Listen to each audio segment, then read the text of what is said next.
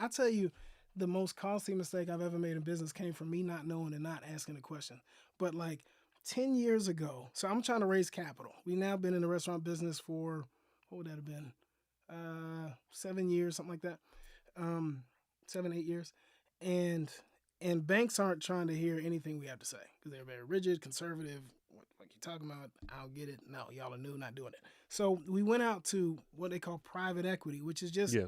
money left over from rich people. Mm-hmm. And there's this one very prominent, they call it a family office, but it's like the money from a rich family. Yeah. And we were offered money to go and build our company because they saw, oh, the airport space and these guys. And like when you get into a business, you make it perform, it makes money.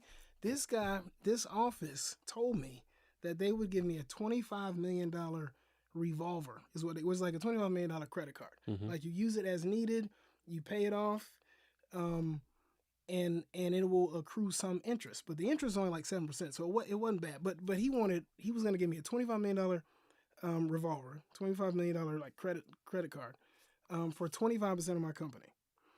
And I had never heard of such a thing. That's private equity. Like they're going to own some of your company. And I thought, well, man, if he puts the money in the business, then maybe I can understand that. But he's giving me a credit card, which means like it's not like my money. Yeah. But so I didn't know. Me and my business partner at the time, we didn't really know what we were looking at. But the idea of taking 25% of my business for money that I don't really get to hold per se, it's like as soon as I put it out, I owe it back. Mm-hmm. I could not wrap my mind around that. This money was going to go to one of two companies. It was either my company or this other company. We didn't know what we were looking at, so we stayed away from it. The other company took it, and less than 5 years later, they were doing $100 million in revenue because they had access to cash. And $25 million when you're starting out, and we were a little bit beyond starting out because now we had several locations, but that is a ton of, think about the kind of money we're trying to raise to do what we do. And to get it then, if you got the sense to do well with it, so they had the access to capital. Then they had the strategic partner, because anybody that's got that kind of money knows people, got relationship, knows people. They can pick up the phone. It's up, like we're on.